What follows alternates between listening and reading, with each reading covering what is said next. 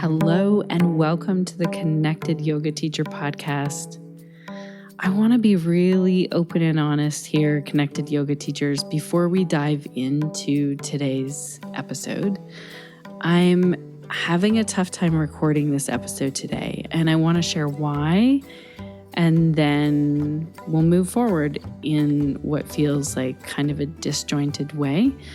But I just want to recognize for a moment that today, February 29th, 2024, I woke up to a news headline that was extremely upsetting. So the news headline was more than 100 killed and about 750 wounded after Israeli forces fired at Palestinians who were trying to get flour for their families. The article went on to talk about the famine that these families are facing in the Gaza Strip.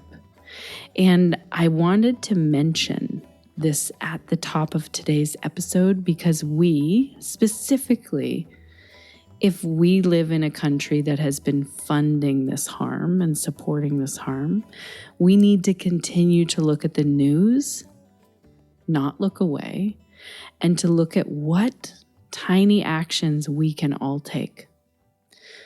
So if you are like me and you believe that we are all connected and you stand for equality for all people and human rights for all people, it's up to us as a collective to speak up for Palestine right now and to continue to do that.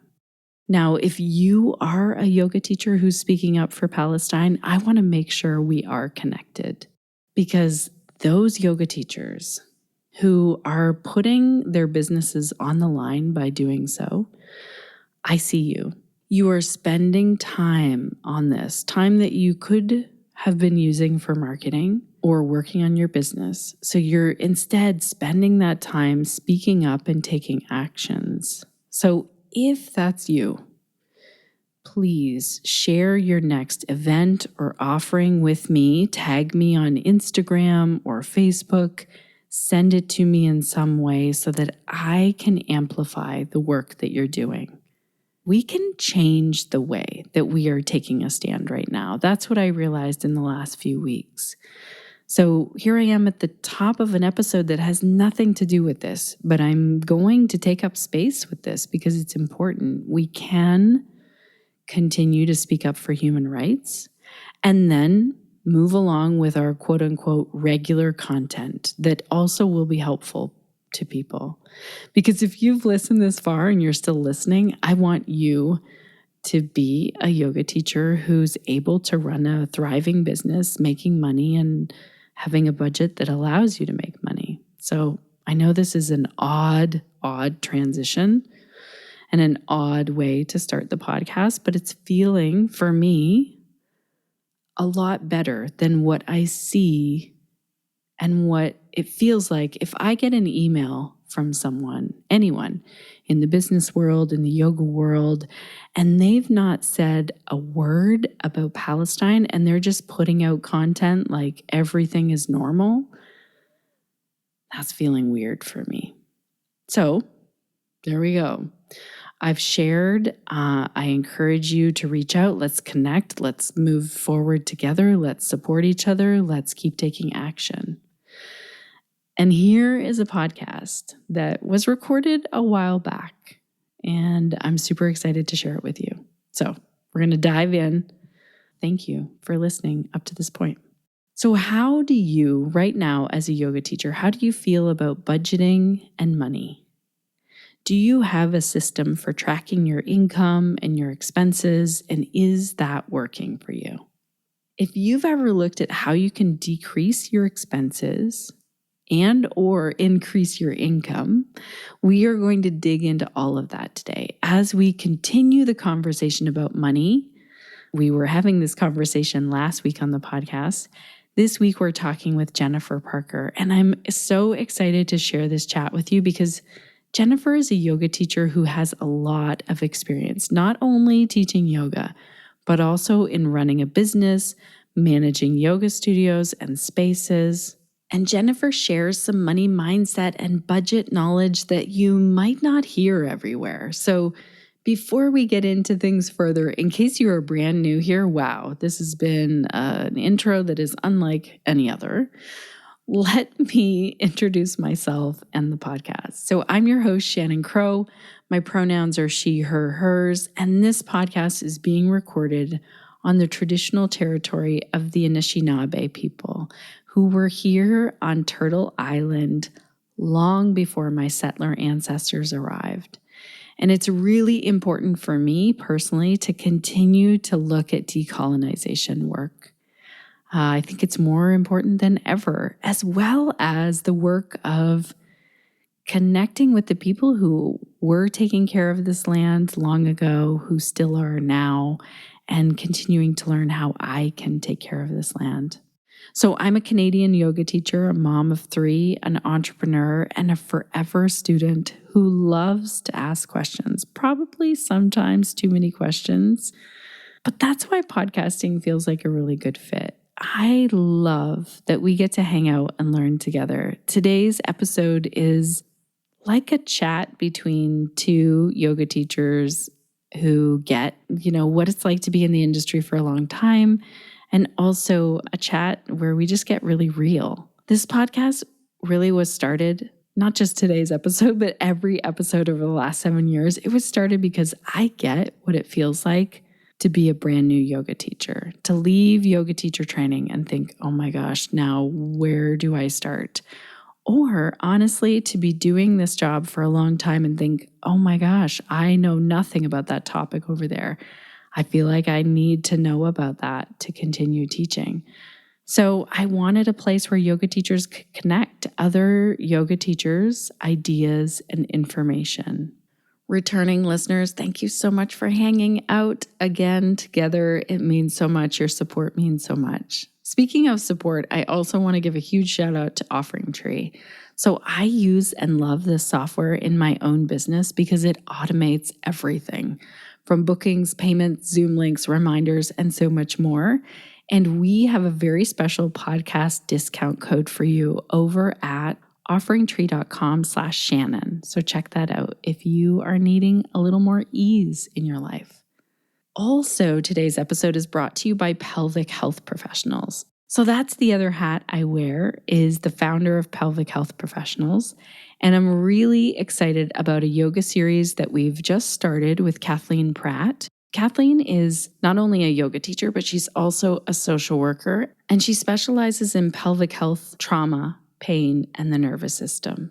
Now, this yoga series began live on March the 5th of 2024, but not to worry, we have a replay. And if you are at a place in your life where you're like, oh my gosh, I'm so overwhelmed, I'm dealing with a lot, there's a lot on my plate, I feel stressed, I feel like my nervous system needs a little holiday, but maybe you can't book a vacation right now, here's the yoga series for you. And this is also for you if you're a yoga teacher working with students who are stressed out, which I'm telling you is a lot of people right now.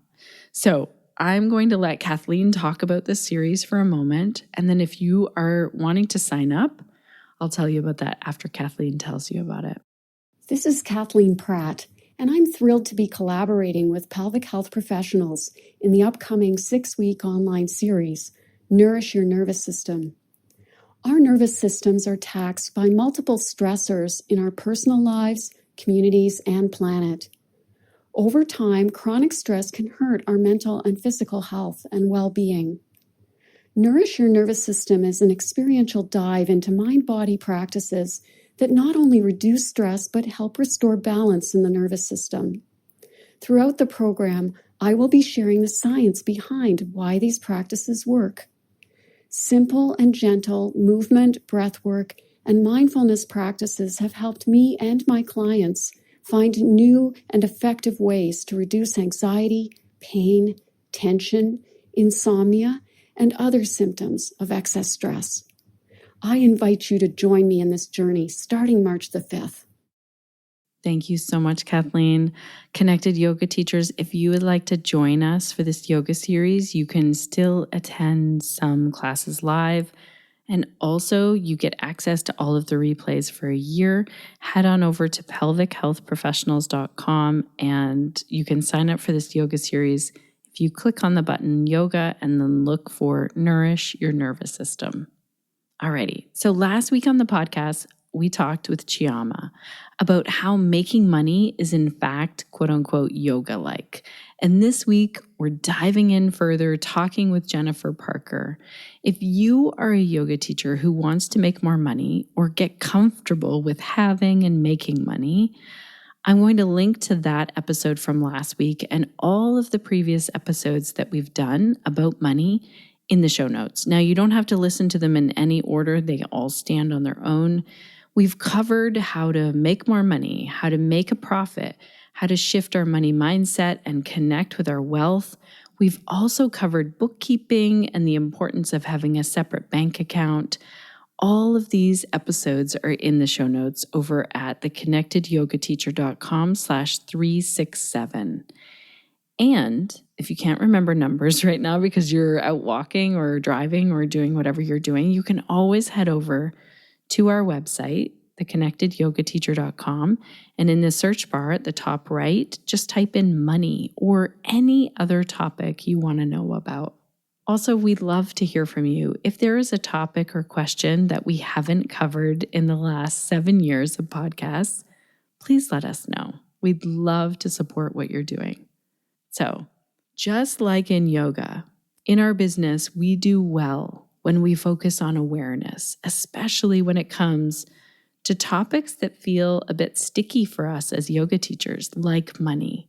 Because let's face it, as much as we love to manifest abundance, and I hesitate and kind of cringe at saying that, sometimes we just need to roll up our sleeves and get down to the actual nitty-gritty work of making money and getting okay with talking about it. Budgeting is a big part of running a business, and it is not unlike our yoga practice. So just as we work at cultivating consistency and finding something that fits us as individuals on the mat, we also need to do that with budgeting. We need to find a rhythm and a way that works for us when it comes to managing our finances. And so I'm so grateful that Jenifer is our guest today for so many reasons. She has a lot of experience as a yoga teacher, a studio owner and manager, and as a human being who's running a business while living life and raising kids. Also, a big important note, Jenifer has always, over the last 7+ years, helped fellow yoga teachers out so much in our Connected Yoga Teacher Facebook group. Just today, as I was putting my notes together before I hit record, I saw a very in-depth answer that Jenifer shared in response to a question that a yoga teacher asked in there. So I just want to say thank you so much, Jenifer. You help yoga teachers out when there's nothing in it for you. You just are there serving and showing up and helping out. Jenifer cares about the community and social justice, and you can see it and hear it in her very thoughtful, knowledgeable words. Jenifer Parker became an ERYT 500 in 2003. She lives in and shares yoga in Wellington, New Zealand. Jenifer meets students where they're at through private lessons, corporate, and community group classes. She's certified in 4 lineages: Kripalu, Sivananda, Krishnamacharya, and Thai yoga. And at the end of our chat, I am going to share some questions for you. I've compiled these based on our talk today. And I'll also post these in our show notes over at theconnectedyogateacher.com/367. Because if you'd like to work more on your finances and your money mindset as a yoga teacher, I think this offers a really great place to begin. So get cozy and let's dive into a money conversation with Jenifer Parker.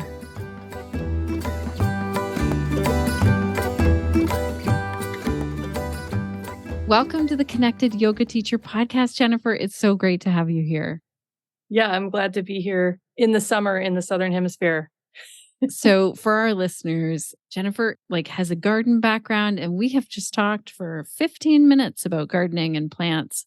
And we won't put that in the podcast because we're supposed to be talking about budgets and money.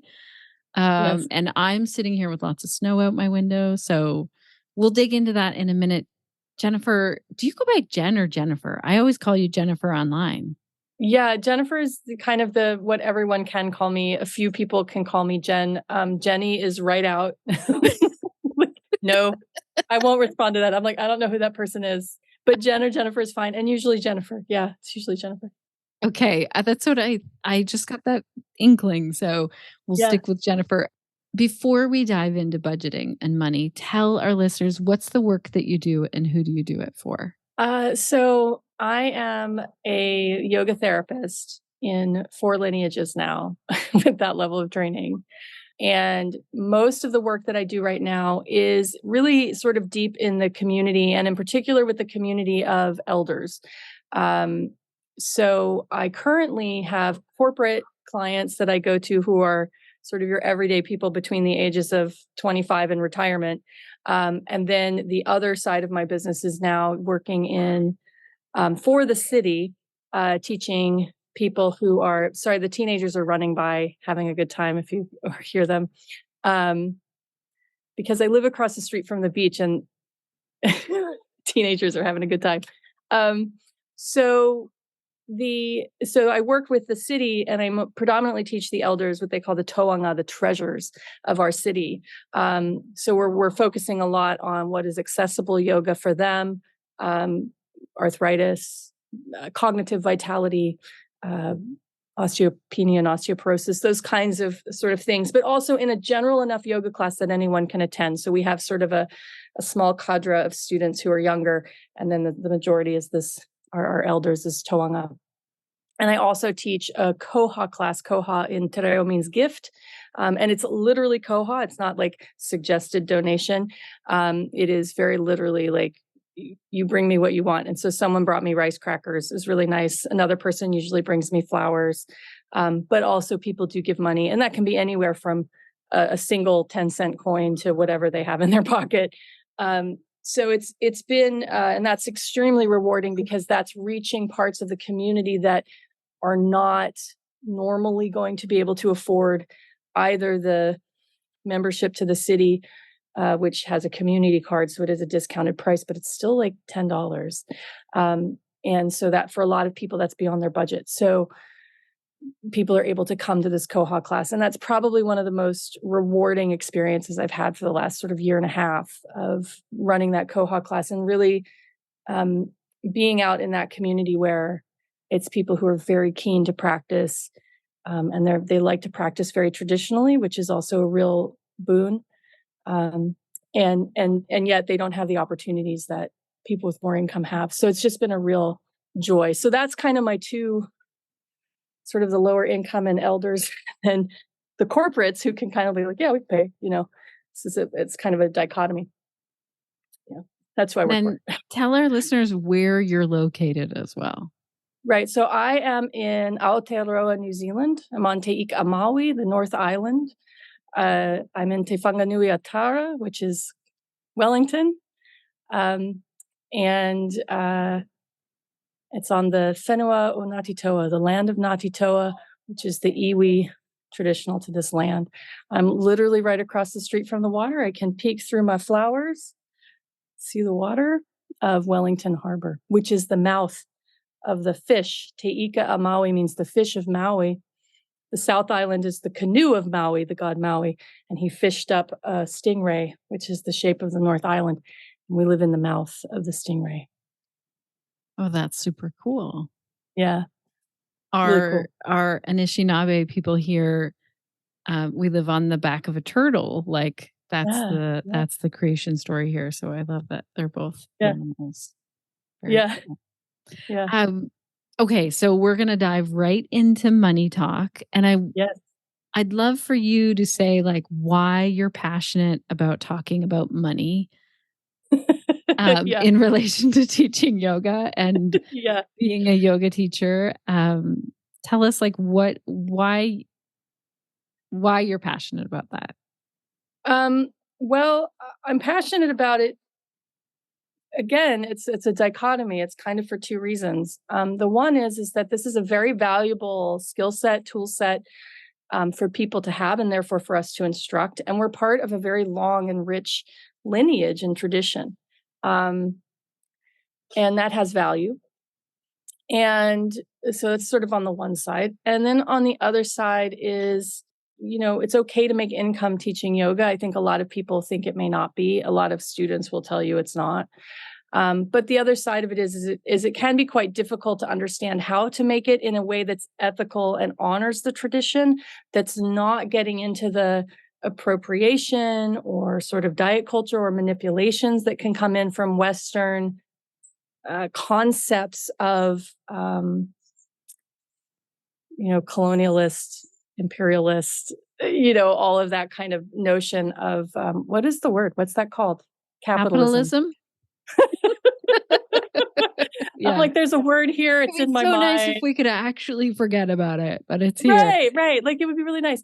But we do live inside that system. So to an extent, like there is a capitalistic aspect. The question is, how do we do that in a way that honors the richness of the tradition, the origins of the tradition, and in some ways, the traditional perspectives of money. And that's whether it's the traditional perspective of coming out of Vedic cultures or a traditional perspective of where you live, like the concept of koha from the Maurya tradition. So, understanding these balances, and yet still being able to eat.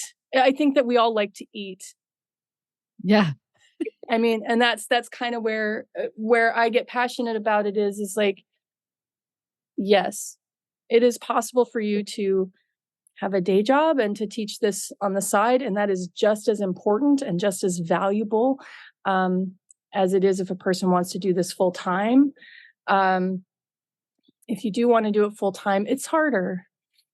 It's harder. It's harder to make your costs. So I spend probably for the last, I've been teaching for how old am I? 26 years, 27 years now. Maybe 28. I actually can't count either. So I've been teaching quite a long time, and I've had many, many formations in my business, sometimes that make a lot of money and sometimes that didn't. And that's okay. It just depends upon what's happening in my life. Your business can accordion with you, but it's really helpful if people can actually sit down and look at the numbers and then make for themselves a clear decision. Is this something that I want to do full time all the time, or is it something that I just want to do sometimes? Is it something that I can take the time to make the income this way, or do I really need to have a job until I can do that? So there's a lot of different ways to be successful financially as a yoga teacher. It's just figuring out, you just have to do the brass tacks. You have to do the numbers. And I think that so many people leave sort of corporate life, or they leave, I don't want a regular job, I want to teach yoga. And so they kind of throw out business, they throw out accounting, they even throw out legal. It's like you actually need those things in order to understand how to succeed and to be able to make a clear choice that will allow you to do what you want to do, will allow you to live your values that are coming maybe both from yourself, your yoga tradition, your environment of the people around you, and that you're really able to make an income doing that. So I get really passionate about, we actually need to talk about the money in a very meaningful and real way, and not in an airy-fairy way. The way that's commonly taught is like, you live in a world of abundance, and like, just make a price that's based on your value. And I'm like, I'm sorry, but biblically, to use a biblical phrase, like what we have is more valuable than rubies. The tradition of yoga is so valuable, a person can't pay for it. Right. But we're still charging right for class. Right. So it's like, it's kind of like we have to find that point between, what are the costs? What are the needs? What are the values? And then now we find a price point. that makes sense to us and to our students. And because otherwise I'd be like, I don't know, rice crackers are fine, I guess. Like it's, Right.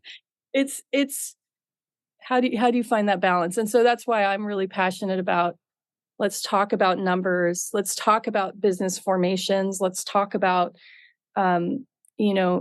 different ways of approaching the financials of this business that are based in our values, living our values, rather than just like, I made a beautiful abundance collage and the universe will take care of me. All of which is true. I'm not making fun of that. That's Right. very good intentionality. I believe in that. But that is the first step. That's the inkling step. That's the feeling step. That's not the action step. Yeah. And the action step will come in. There's a middle step here, which is we actually have to get things organized. So you and I, before we hit record, you were talking about how like globally we're in a tight money spot. Like everyone is, not just yoga teachers. Everyone Right. is feeling that. Yeah. The cost of living is quite high. Mhm. I know that when we first started talking, we started talking about budgets. So do you want to tell us your thoughts on budgets? Like it doesn't sound that fun, really. It's not sexy, is it? No, No. it's so budgets. Budgets are the way I use them is they're a useful tool. What a budget can tell you when you start out is, instead of budgeting, first step of budgeting is not actually a budget. The first step of budgeting is, what are my costs? What are my costs? And so you have to sit down and go, how expensive am I? Right. Really? How much is my home cost? How much is my insurance cost on my home? How much is my interest rate? How much is how much money do I need to spend on food this week? All of these kinds of costs, right, are very real. And we need to spend the time going, what are legitimately my costs? And when you're running a yoga business, that can be things like, what is the cost of the rent, the power, et cetera, transportation costs, continuing education, clothing, there's like there's a long list. And so you just kind of sit down and write out, what are my costs? That's it. That's the first part, because that's the start of the budget. Right. Knowing And how much. That's a really good number. We don't all sit down and figure that out. Right. Just knowing how much. And then you sit down and you go, okay, cool. How much income am I actually making? So then you write that down. This is how much I make at this place and this place and this place and this place. My Koha class every week, I have a little chart and it says 27 people this week, 2 bunches of flowers, 1 pair of socks, some rice cakes, and $100. Right. Right.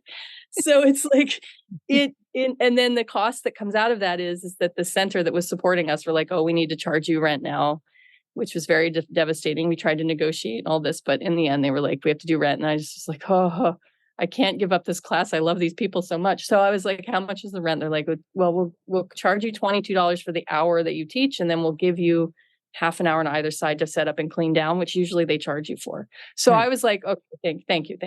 So they wouldn't take rice crackers? And they wouldn't take rice crackers. I was like, I got these rice crackers. They're great. But I put, so it goes, pair of socks, 2 bouquets, rice crackers, plus $100, less $22, right? So then that's that week's total. Right. Yeah, it's just math.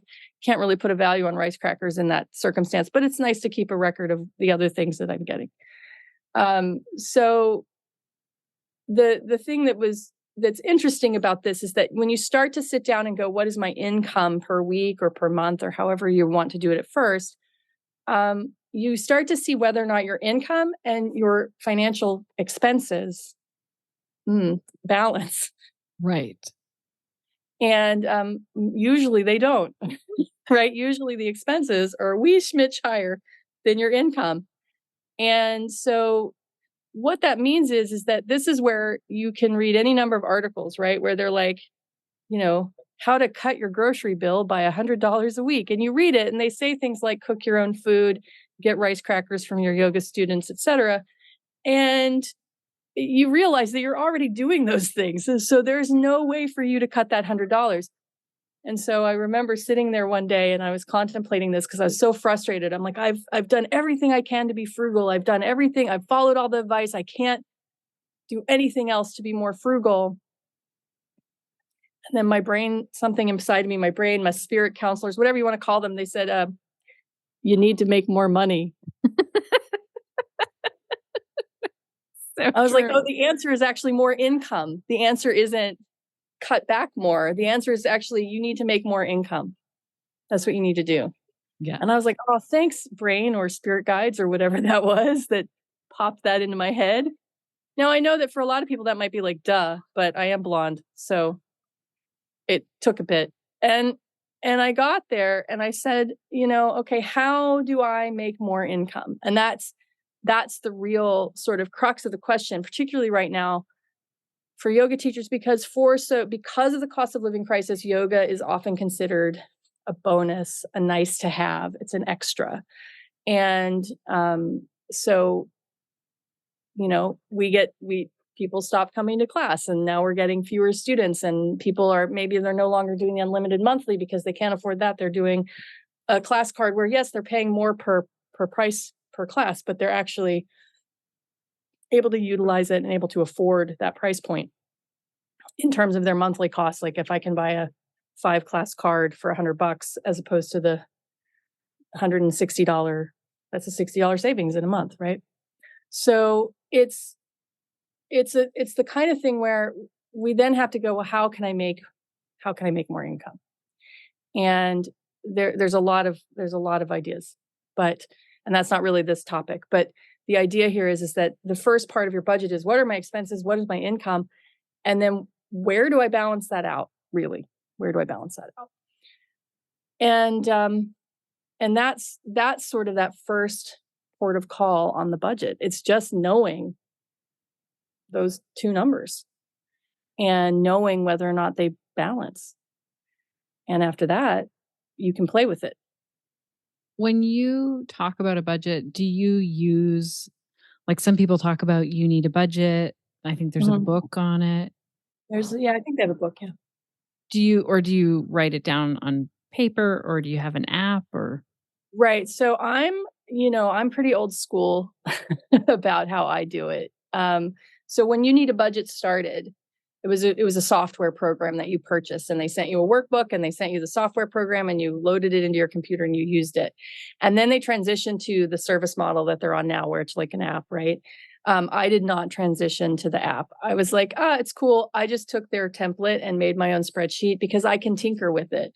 I also use another concept called a spending plan, which is where instead of having it granular, like I will spend $3.94 on new underwear this year, it's like every month, that's how much goes to the underwear category.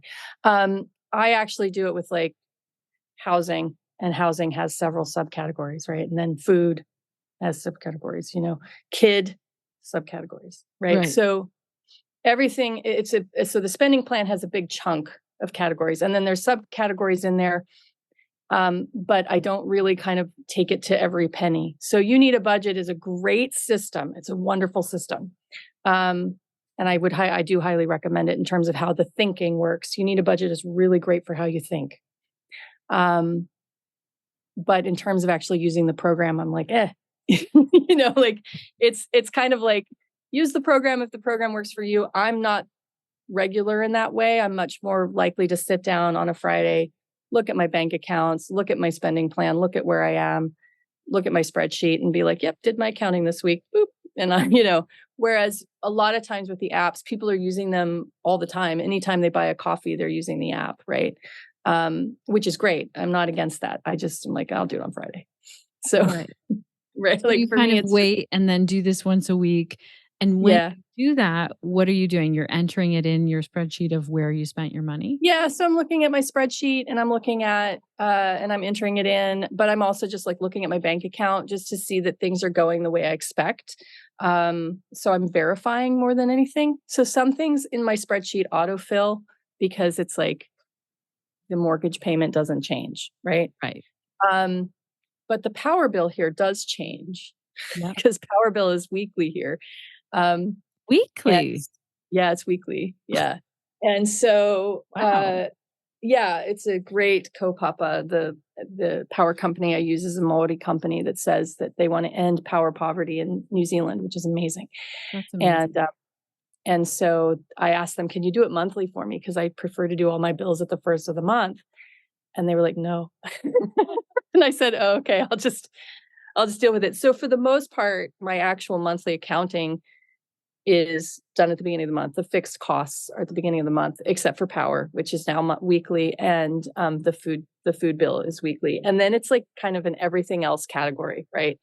But and which I check weekly. So I'm checking my bank account. I'm seeing whether we spent within our spending goals or over or under, and then keep an account of where that is. So it's a bit of a like Jenifer Parker special. It's tailored to me and how my brain works. But that's what I encourage people to do anyway. It's like as you start to take in this information, go with how you work. Right. Because the budget will work for you if it works the way you work, right? It's like if you're trying to force yourself into how somebody else does it, it's not going to be as effective, right? It's like I should not be doing the same yoga pose the exact same way as the person next to me, even though it's the general shape. In a way, the budgeting is a yoga pose. I'm practicing it every Friday, right? But mine is not going to look like someone else's because I've got to work with how I work, right? I've got to work with what keeps me consistent and what keeps me on task and towards my goals, and not like, oh, it's always this system exactly or that system exactly, which is why it's more of a mix. It's not just a spending plan. It's not just, you need a budget. It's not just using Mint, right? Now, a lot of people's banks might have those kinds of systems inside their banking, which can make it easy to do on your online banking. My bank actually doesn't have that. I was like, if I had this in my banking, I'd be set, So I'm like, come on, bank, get on it. Yeah. But yeah, so I mean, for now, I'm still a little old school in my old spreadsheet. And I also give myself a new spreadsheet every month. So it looks like, so I can look at a year rather than it being like one long spreadsheet that just keeps going forever, right? Right. Oh, that's smart. What does July of 2020 look like? Well, here it is. Yeah. It's so handy when you can look back. And I love how you said that the numbers can really inform you. What do you think is the most beneficial in the you need a budget bit of things? Because I've heard lots of great things. What's helpful in the mindset of that maybe we're missing? The really great key for me that I pulled from You Need a Budget that I love, and by the way, because of the cost of living crisis, we are now behind, is that they say, get yourself to a month ahead. Right. So if I get paid on December 1st, my monthly paycheck comes in there. I have enough money in my account for all of December if I didn't get paid on December 1st. Right. So you're a month ahead in all of your expenses. And that gives you a 1 month buffer just right there. Yeah. And that concept of having a month ahead buffer really changes how you feel about the money that's in your account. Because you're not at the end of the month down at like, oh, I have 17 cents. Right. What do I do now? I still need to take the kid to the place, But the idea is that you're not panicked at the end of the month and going, oh, do I need to take from savings? Do I need to use a credit card or what have you? You're more like, okay, I've got everything. I've got this month buffer. Right. And creating these buffers, whether that's in your business or in your personal, and honestly, like when we started out, the personal buffer was really hard to get to. It was like but the business buffer, I was like, ooh, that was much easier to get to the business buffer because it was a smaller budget. And so I was like, actually, I'm really getting close to this budget. I'm getting close to this place. And it feels really, really good. And when I got that business budget going, I was like, oh, this is great. So then I'm like, now how do I do this at home? And we started to get that home buffer going. Now, since the cost of living crisis has started and like the interest rates went up and all this the cost of groceries went up, it's like my monthly expenditure is higher than it was before, which means now I'm dipping into the buffer a little bit each month to cover that difference, but the buffer is there. Right. It's still there. Still there. So even though, let's just give a number, if it is $1,000 buffer and my expenses in a month are $1,000, I have $1,000 in my account at the end of November. Right.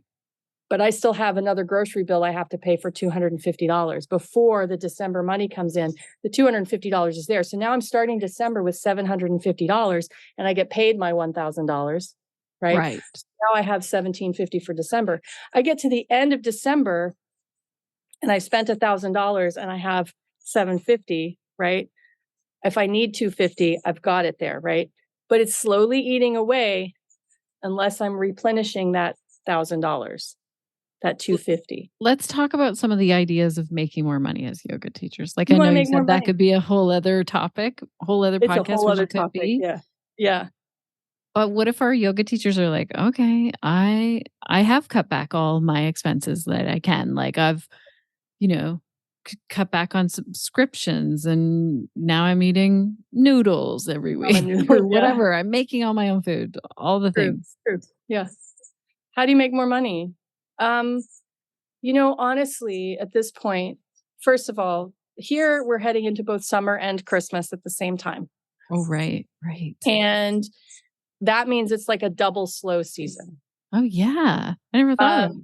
Yeah. Whereas in the Northern Hemisphere, you're kind of slowing down, and you'll slow down probably for a 2 to 3 week period. And then it'll pick right back up again if it picks back up. Yeah. Or it'll go back to what it was prior to December 15th, sort of. So the main thing may be, and like it sounds kind of outlandish, but it may be to just go out and find a little bit of part-time work. Right. It might be like, okay, I'll take on seasonal work at a shop because there's a lot of seasonal work in December and January. Even if it's temporary, to just build your buffer. That could be a goal of like, I'm going to work for 6 months and I'm going to build a buffer and I'm going to get a part-time job. It's going to be 10 hours a week. It's going to be minimum wage. And that's what I'm going to do to build my buffer. Yeah. So I can teach my yoga around it and I can build my buffer. I know that for many of us, that concept sucks. Right. Because I'm like, what I really like to do is teach yoga. And I'm like, I know, right?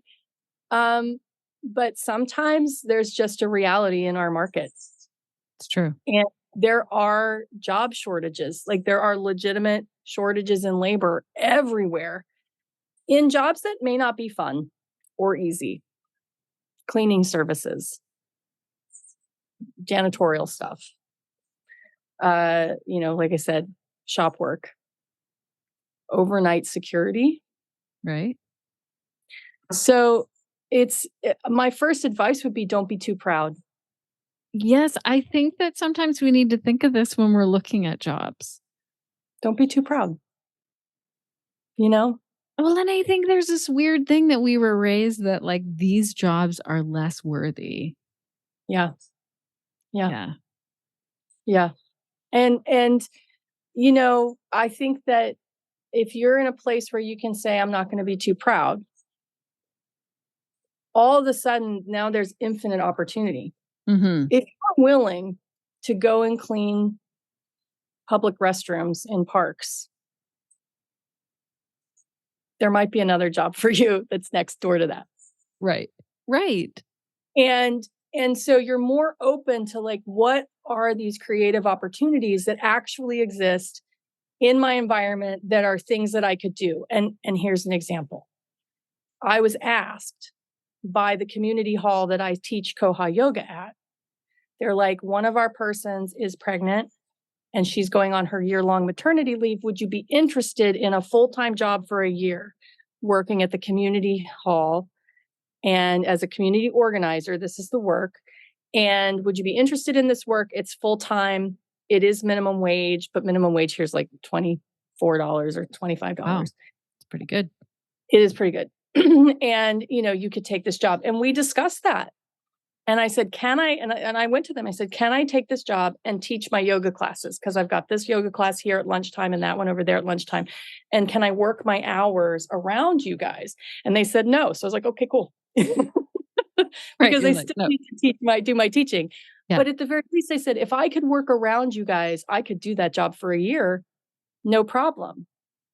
And so it's like sometimes there are opportunities that are adjacent to Yeah. what we already do that we don't even really know about.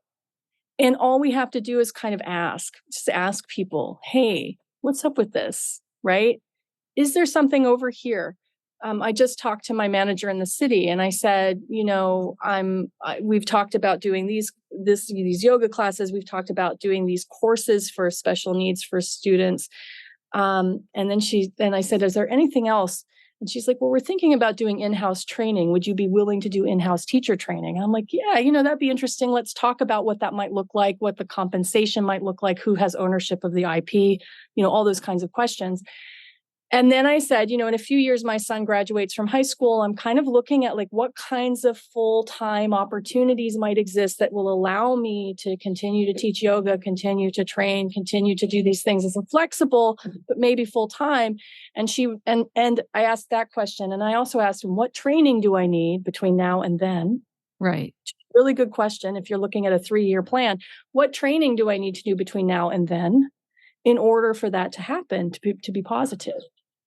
And she was like, oh, wow, let me think about this. Let me look at it, because she's like, there are people that just do training, like just train people in house. And she's like, and also you don't have to just train for yoga. You could do health and safety training. We could train you to do first aid trainings. We could train you to do, and I was like, oh, and she's like, so you travel, but you'd be able to fit it around your schedule. So we're thinking about it together in a way that's like, it's yoga adjacent. It's still in the community. It's still serving. It's using other skills I have.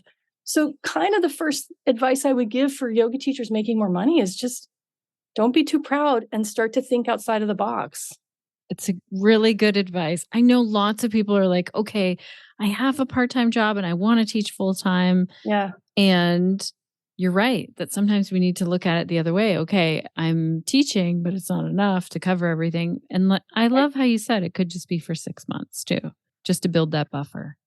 And that's the thing. It's like, if you have a clear goal in mind for it, of like, I want to build a buffer, and like, I'm not a fan of Dave Ramsey that much, but Dave Ramsey has some good advice too, which is he's like, get your $1,000 emergency fund and create a 6-month buffer. Those two things are fantastic. So if I need to work for a year at minimum wage New Zealand to do those two things, then I'm going to do it. Right. I'm going to find out how to do it. I started a car emergency fund. Yeah. Because I like to buy my vehicles outright, which was a lot easier when I started driving, and my first car was $1,000. Harder. It's a lot harder now. Yeah. But I have automatic money that goes over. I probably should move more money over. That's probably the issue. But it goes over, and I slowly have this like emergency fund just for my car. That's what it is. And I think that can be, that auto transfer that you don't even really notice. Yep. Sometimes it's for your RSP or whatever, your tax-free savings account, whatever you invest in. But that's a great idea to have that buffer. Yeah. Yeah. Connected Yoga Teachers, I'm popping in here for a moment to thank our sponsor, Offering Tree, and also I want to tell you a bit about them if you're not already familiar with their software. Today, as I'm going through this audio with Jenifer and getting this podcast ready to share with all of you, I also have on my list to check how many people are signed up for our next yoga series called Nourish Your Nervous System with Kathleen Pratt. And this is all done through Offering Tree. I use this software to collect payments, to get waivers signed, and to send out the Zoom links and reminders through email and text. Offering Tree makes things easy and automatic. I love that I can just log in quickly to the software, see who's registered, see how much everyone paid and what their email address is, and download this and put it into a handy spreadsheet that I can share with our teacher who's teaching this series. And as soon as people register, they get a confirmation email. Then we can go in and customize those emails and texts that go out and share information that they need to know. Like, for example, this online yoga series, we want people to know what props to have ready the first week of class. All of this is working in the background once it's set up. No back and forth emails, no worrying if the Zoom link went out. It's all done and easy. And it's happening while I'm doing other things like getting this podcast ready. So if you want to create a website or you want a software that's going to help you with your booking and payments, and you have an existing website, check out Offering Tree. Also, we have a 50% discount link for you because you listen to the podcast. So go on over to offeringtree.com/Shannon to get that. That's offeringtree.com/Shannon. And that 50% discount is for the first 3 months that you sign up. Okay, let's get back to talking about money and budgeting with Jenifer Parker. Hello. Bye. Hi. Where goes my teenager to outdoor education? Bye, kid. So he's going kayaking? Yeah, so today there's an island in the middle of the harbor called Matu Island. So they're taking a ferry. They're going to do orienteering on the island, which is a really cool island. And then they're going to go across the harbor to a place called Days Bay, and they're going to kayak. That's So, amazing. Yeah. You're Yeah. making New Zealand sound like it's paradise. To be honest with you, I moved here twice. That's how much I love it. I moved here the first time, immigration snafu, had to go back to the US, and we were like, let's get back to New Zealand. We need to go back to New Zealand. Oh my So gosh. this is our home. This is Right. us. That's amazing. Okay. Yeah. So what other ideas are there for making money within, let's say, Within the sort of within yoga? Yeah. So one of the things that I have found to be really successful is this sort of Koha yoga experience. And this is something that reaches to the need of the cost of living crisis. Right. Now, not everybody will be able to do this. It's not for everyone. But to be able to offer a donation class is really, really useful. If you own a studio, my recommendation is not to offer a donation class, but rather look at the total price point. Because what happened with the studio that I was helping in New York City is their rent was going up. It's New York City. Their rent was going up. Right. And they had two main price points. They had their regular class card, which was the $22 to $25 a class. And then they had a buy donation class every day. And the buy donation classes were huge, full. And the average donation was $8. Oh, wow. So I was like, that's a big discrepancy between $8 and $25. It's huge. Yeah. And I was like, if your $25 class card, if you've got 2 people a class in that space at $25, and then you've got 2 people in the class at $22, the other class card, but then you've got 50 people in the room at $8. Right. This is telling you something about the price point. Yeah. And I said, what if you split the difference and made the classes $15? The people paying $25 are like, got a bargain. I'm going to buy more class cards at $15. The people paying $8 are like, I think I can stretch to $15. Right. I'm only going to do class once a week. I'm currently doing it twice a week at $8. So I'll move to once a week at $15, and everybody's paying $15. And then what happens? All of the classes now are averaging out, because instead of having to come to the buy donation class at that set time, people are now spreading out. Right. And then that means each class is less full and gives you more space to grow the number of students per class. Now you have to choose a number that both the market is responding to. So in that case, the market was clear. $8 is what we want to pay for yoga. Right. Right. But what can the market bear? Can they bear 15? And what are my actual expenses? And that's why you need to know the budget. Yeah. You need to know what your expenses are. If I have 50 people paying 15 in one class, and then my other classes have 5 people paying 15, can I make my money? Right. Yeah, it's so true. You have to know those numbers. You have to know the numbers, because you may not be able to. You might be like, well, 15 is too low. I can only go to 17, right? Yeah. And then you're like gutting it out. You're like, it's 17 and there's no buffer, right? And so it's like you really have to you have to know those numbers. Now, what I do recommend for a yoga studio owner, if they are taking away their koha, is to have what I call a monthly value add, which is if you buy a class card, you can come to something free that happens once a month or twice a month, depending upon the volume of your students. So what I always did as my value add is if I wanted to add a class to the schedule, is I would be like, oh, you know what? Our Saturday 9:30s are full. What if I added a 7-11 at 11 o'clock, a Saturday 11 o'clock? Yeah.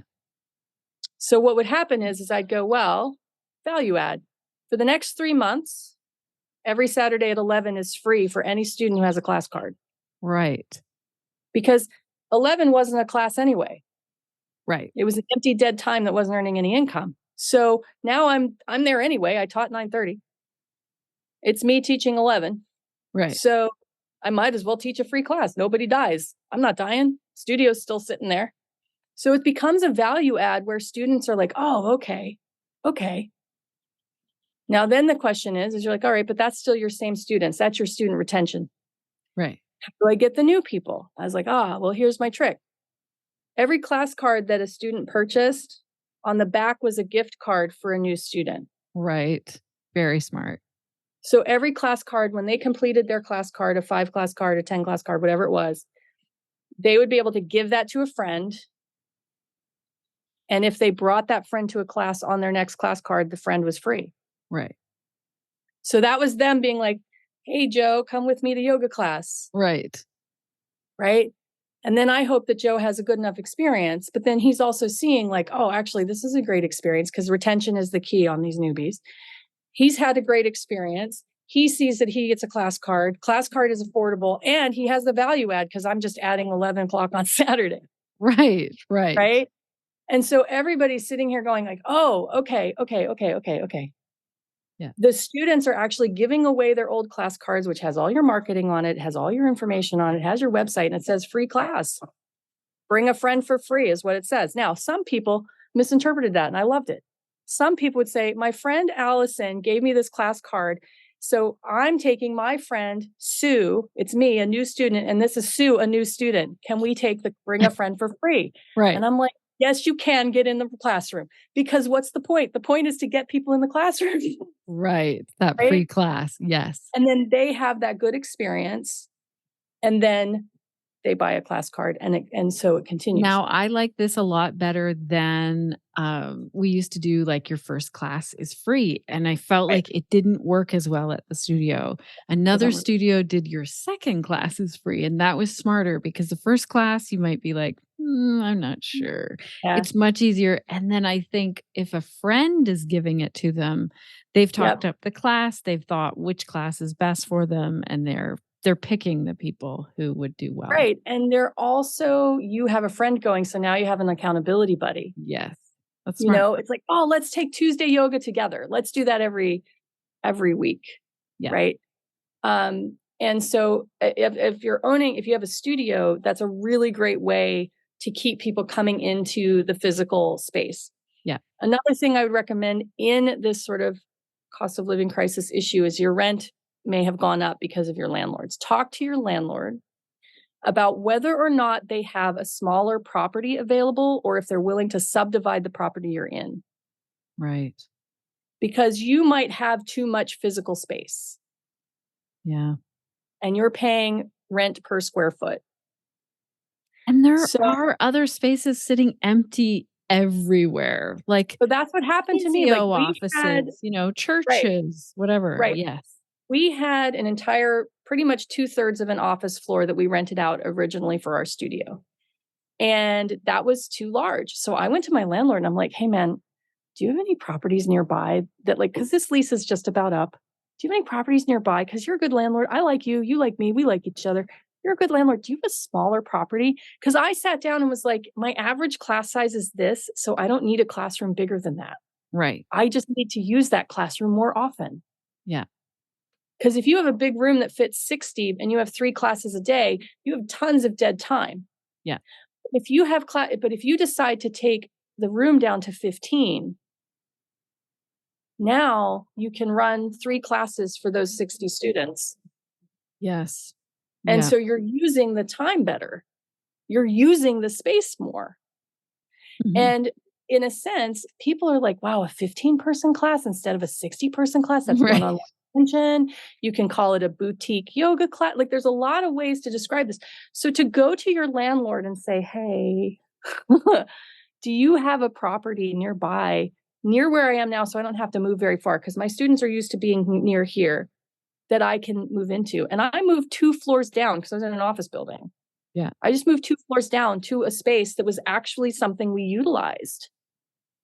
And we were using that space, all day long, rather than a few classes with a lot of people. It was a lot of classes with a few people. And the quality of the experience went up for the student because there was more one-on-one attention.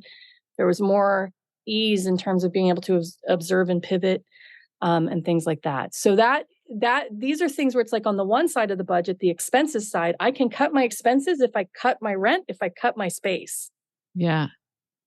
And the landlord wants to keep tenants. And he doesn't want you, or she doesn't want you to go underwater because your space is too big. They would rather have you in a smaller space and renting out that space and then they'd have to figure out this. They want money coming in because they're in the same, now that Same boat. They're like, working from home, more and more corporate offices are closing or shrinking as well. So a lot of the commercial property owners are like, ow. yeah. So if Very you have a true. relationship with your landlord, you can just move. And then guess what? If you outgrow that space, you go back to the landlord. You're like, hey, you got more space for me? And they'll be like, yeah, that one over there. So they will move you around if you have that good relationship. It's true. And it makes it easier for them. And there's other things that I've done with my landlord. Like for a time, we were having trouble with cash flow. It was just there was an earthquake. It was weird. So, so we had this cash flow problem. So I went to the landlord and said, hey, can we split my rent into a first of the month, 15 of the month? And he was like, yeah, absolutely. I paid my whole rent every month. It was on time, but we had to agree because it was supposed to be first of the month or you get a penalty after so many days. And I was like, I can pay you half now and half in the middle. Can we do that for cash flow? And he was like, yeah, absolutely. And we Yeah. did that for 8 months until everything settled. And then it was like, hey, can we move back to once a month? He's like, yeah, absolutely. So being willing to talk to people who can work with you is really, really important as well. So that's a way to kind of make more money as a yoga teacher by spending less money as a yoga teacher, right? Well, and what I appreciate about this, and I notice it always in the Connected Yoga Teacher Facebook group, when you answer money questions, you have no problem talking about money. You've gotten really comfortable about it. You talk to your landlord about it. Like you have no problem. And I think we need to get like that. We need to say like, not pretend like, ooh, I've just made of money, because Yeah, I even don't have fake this it till you conversation make with it. my kids. They're like, oh, that person must be rich. Look at their car. I'm like, Yeah, the nope. bank has lots of money. That's debt up to here, my friend. I'm like, you see a fancy house, a fancy car, and a fancy purse, that's debt. Yeah. I know. Okay. This is so good. I appreciate your time on this. I feel like we could talk lots more. If our Connected Yoga Teacher listeners have questions, they should post those in the show notes, and then we'll just have you back and we can chat Yeah, some for more sure. about money. Yeah. I would say too, if I can get before we Yeah. go, is like if you're an independent yoga teacher and you're sort of bouncing around to different places, one of the things that's useful is to really think about what are your networks? What are your networks within your students and within your workplaces that you work? Okay. Do not knock on your yoga studio teacher's owner's door because they're already stressed. Yeah. Don't knock on their door. But corporate classes, if you have corporate classes, go talk to them. Hey guys, I noticed that this classroom that we're in, which is the one we're in, is actually purpose made. It's a napping / resting space, and they have yoga in there once a week. I was like, guys, we've got like 9 spaces in this room, and we have like 12 people squeezing in. Right. Why don't we make this 2 classes a week? Right. And so we did that. I earn $100 a class. So now we have a class on Wednesday and a class on Friday. Nice. And I have 9 people on Wednesday and 9 people on Friday. So the class is full. Yeah. And so then I was like, and it's repeats. Some people are now coming twice a week And some people are doing once a week, but they choose which day based on meetings or whatever. And I'm like, once we get this up to 12 people a class, we'll divide again. Yes. So just noticing where, oh, maybe we need to add another little class in here. Maybe we need to, cut this in half a little bit and have a class that starts at 9:30, like a Koha class that goes 9:30 to 10:30, and another one that goes at 10:30 to 11, because the room only fits 27 people and there were 30 of you. You're like sardines. So, that's twice as many rice cakes for me. So it's Right. perfectly good. And so it's the kind of thing where you kind of have to think a little bit laterally and start to look at like where are places, and because like a company can pay the $100. Yes. And They're I not like how you said to look at your networks as well, because we did an episode with Betty who does zero online marketing and Yeah. runs a really successful yoga business. And it's all through personal networking. All personal networking, talking to people. There's a man down here. So here in the city, if you want to teach a class outdoors, if you're charging money, you have to get a permit, and it's like a $25 permit. It's no big deal. But we're at the beach, right? And there's this guy who's a personal trainer, and he teaches at the beach once a week. And several of the neighbors take the class, and I walk my dogs past him every time he's setting up. And I said to him, like, hey, let's I want to know more about what you do. I'm a yoga teacher. I'm keen to know about what you do. And he's like, oh yeah, I go to this beach and this beach and this beach, and this is all and then these are the neighborhoods, and then I just run these classes. And I'm like, that's really cool. I was like, would you be interested in like a value add of like having a little yoga, or having in your listing like, oh, on Wednesdays we do yoga at this beach?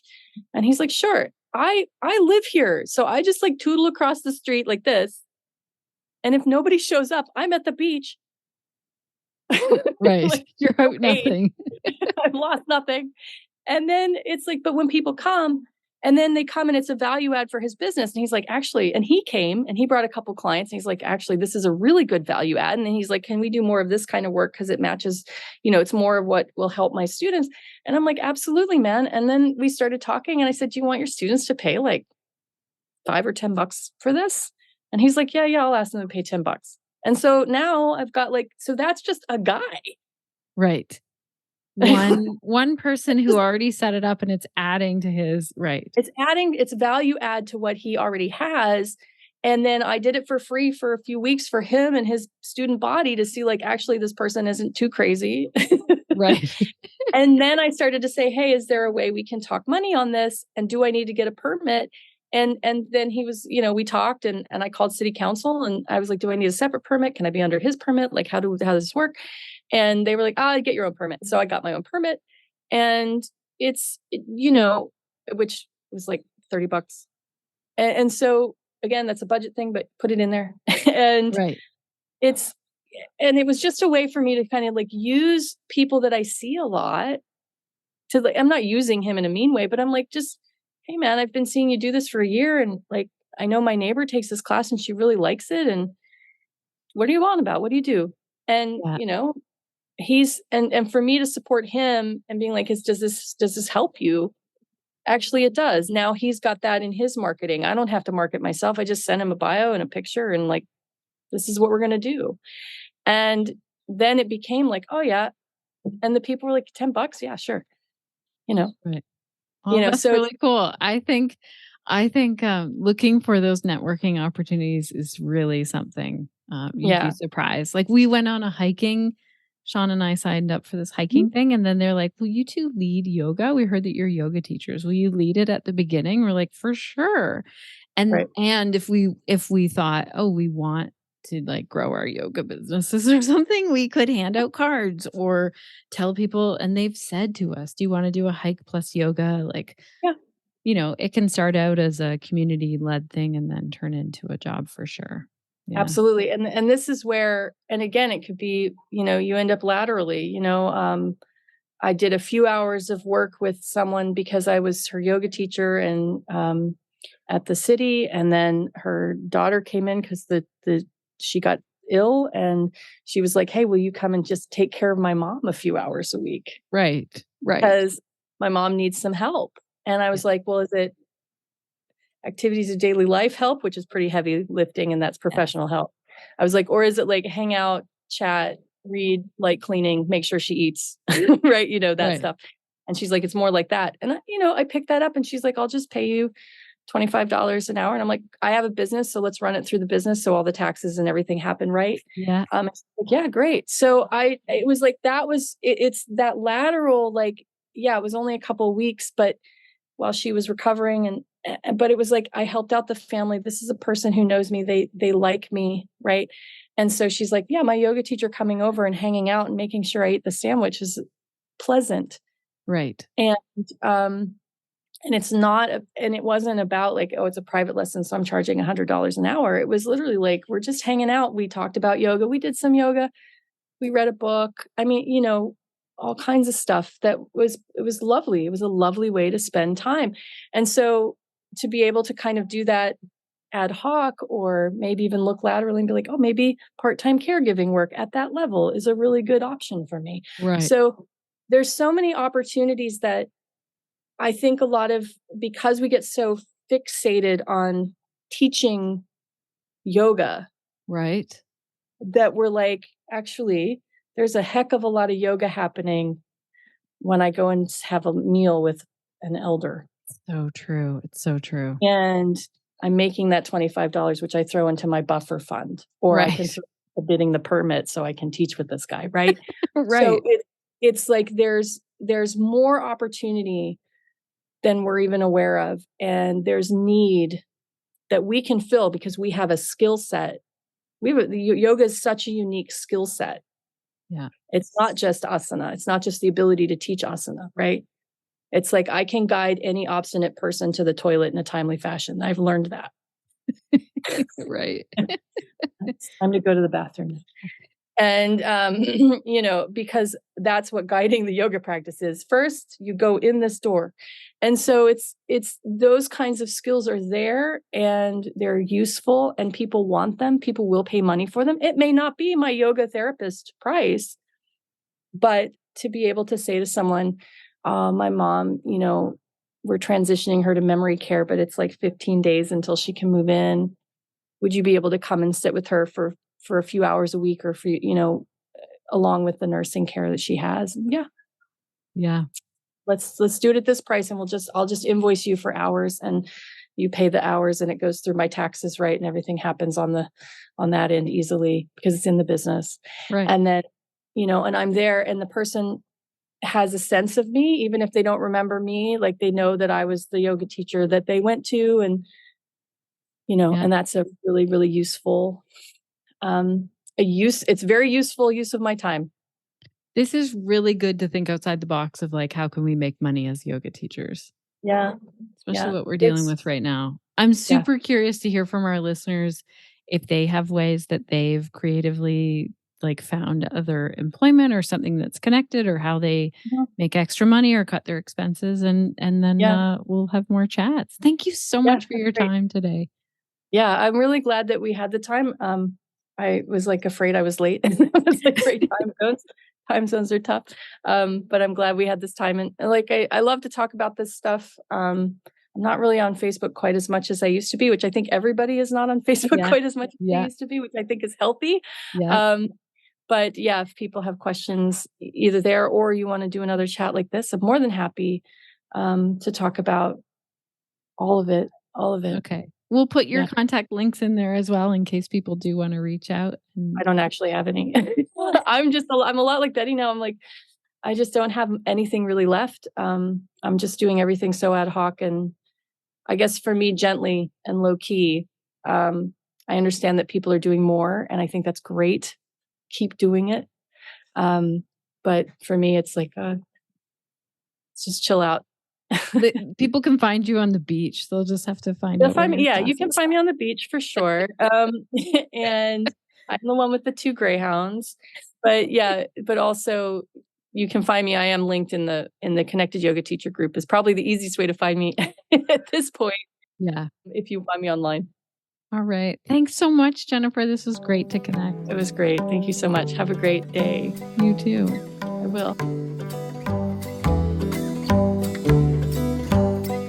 Thank you so much, Jenifer. I love that you just openly shared so many gems about money. And I also want to say thank you so much for just calling attention to, sometimes we need to pause for a minute, find another source of income, not be too proud to do that, and allow that income to help us out and to build something and to keep going.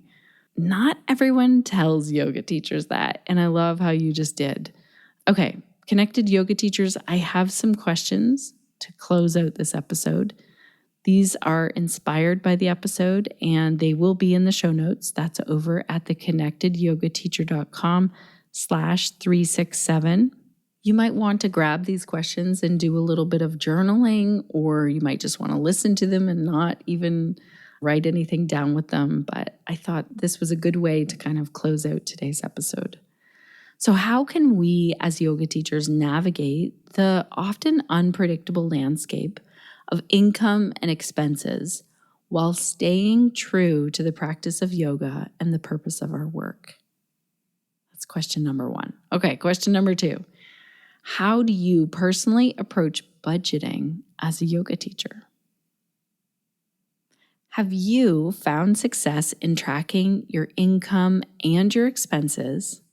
And if so, how has it impacted your financial stability, or maybe your mindset, or anything? What impact has that had? What methods have you used to increase your income beyond teaching yoga or within teaching yoga? Okay, here's one. Do you prefer to use budgeting apps or spreadsheets? And why is that? Why do you prefer one over the other? Why does it work so well for you? Another question, how often are you checking your bank statements? Is it on a regular basis? Could you put it on your calendar? If it already is happening on a regular basis, what insights have you gained from looking at your money on a regular basis? What parallels do you see between budgeting and yoga, particularly in terms of consistency and adaptability? Ooh, here's a good one. Have you been able to build a buffer of savings? And if so, what strategies helped you to do that? When do you think it's appropriate for yoga teachers to consider taking on part-time work? And how can we, if we decide to do that, how can we navigate the potential stigma associated with taking on part-time work to support our yoga business? Is it time to look at negotiating the rent that you're paying right now for your teaching space, or to look for a new space, or to expand a little bit and find a bigger space or a smaller space? What do you need right now for your teaching in terms of the space that you're teaching out of? Last question, how do you harness the power of your network and student referrals to grow your yoga community and to increase your teaching opportunities? Okay, I hope these questions were helpful. I hope it gave you something to think about. They're over at theconnectedyogateacher.com/367 if you want to actually see them and take a little bit of time and read them over. I want to share an audio message that I got from Johanna this week. Okay, first, let me just let you have a listen to it. Hi, Shannon. Johanna here. I just wanted to tell you that I listened to your latest podcast yesterday, and I just wanted to congratulate you on your 7 years. I am really happy for you and really proud of you, and really grateful that you have made the choice to stay as long as you have. For people like me who started a little bit later in the game, and if I hadn't found you, I wouldn't have been inspired to do many of the things that I'm doing now in my life. In regard to yoga and all that it embodies. So if you feel the courage, the strength, and the calling, please continue to do this podcast. It means a lot to me. I love your manner of hosting. I love your manner of being. I love your inclusivity. You're wonderful. You have a great voice and you just have a lot of endearment.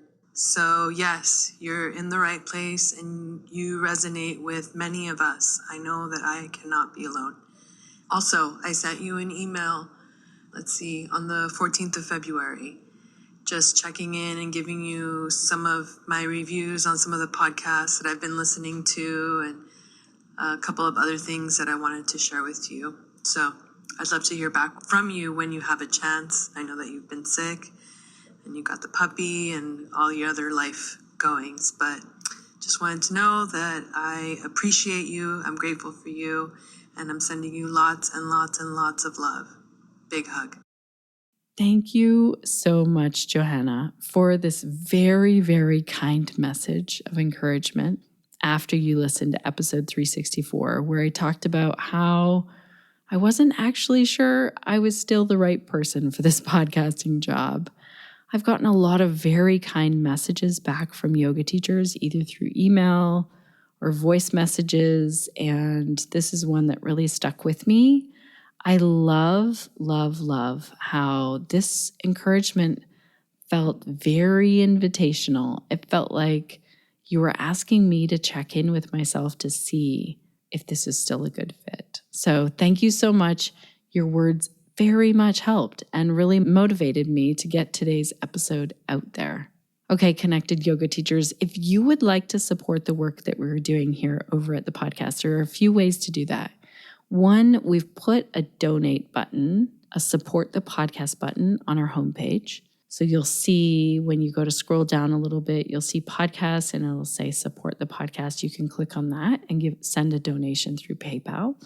You can also sign up for one of our offerings. So one of our major offerings right now is this Nourish Your Nervous System with Kathleen Pratt. And when you sign up, that does support not only us, it also supports Kathleen, who's the teacher who's really sharing this information. And you get to do some yoga that's great for your nervous system. So to sign up for that, head on over to pelvichealthprofessionals.com, click on yoga, and then you'll see in the drop-down menu, Nourish Your Nervous System. There are some other yoga series there as well. And if you would like to do all of them, you can join Pelvic Health Professionals. So over at the website is pelvichealthprofessionals.com. You'll see the join button right on our homepage. You can join for a year or by the month, and you can leave at any point that you feel like you've taken in enough information in there. 2 calls that we have coming up soon inside of Pelvic Health Professionals. April, we're talking with Sherry Dostal-Ryba about pelvic embodiment. And then in May, we're going to have Brittany Sharp-McCollum back to talk to us about how we can support the pelvis during pregnancy. These are topics that our pelvic health professionals have asked about, and that's how we find guest experts to come in. We pay the guest experts, so you don't have to. And if you want to come and join the membership, it works a lot like, something like Netflix. So you join, you stay as long as you want, you can leave whenever you want. And to find out more about that, visit pelvichealthprofessionals.com. Next week on the podcast, we are having a conversation with Jenny McGoy. Jenny and I have been connected for years, and I am thrilled that you get to listen into this conversation where I ask Jenny a lot of questions about what she's learned from moving to a new city and then needing to market. She learned a lot in a hurry. She has really grown her yoga business, and I cannot wait to tell you how, because it is not through social media. So have a listen next week and make sure you're subscribed so you don't miss an episode. Let us know if you have questions. We love it when you leave us a review. Share this episode with fellow yoga teachers who want to focus on money, or share it with a yoga teacher training if you want to tell them, here's a podcast that you can listen to, and there's 7 years of episodes. Huge catalog of episodes of all different topics. Okay, I also want to say a huge thank you to our team over here, Suzanne, Crunch, and Sinead. Oh my gosh. These are 3 humans that make my job much easier here, podcasting. And they also work so hard to make the planet a better place in many, many ways. I'm blown away by these people, not only with the work that they do to support our community, but also outside of this. So send them some love if you see them online or in person. Also, thank you, dear listener, for being here all the way to the end. You make this podcast possible. Your time is super valuable. I'm very grateful that you're here all the way to the end listening. And I'm going to share a question that I share most weeks.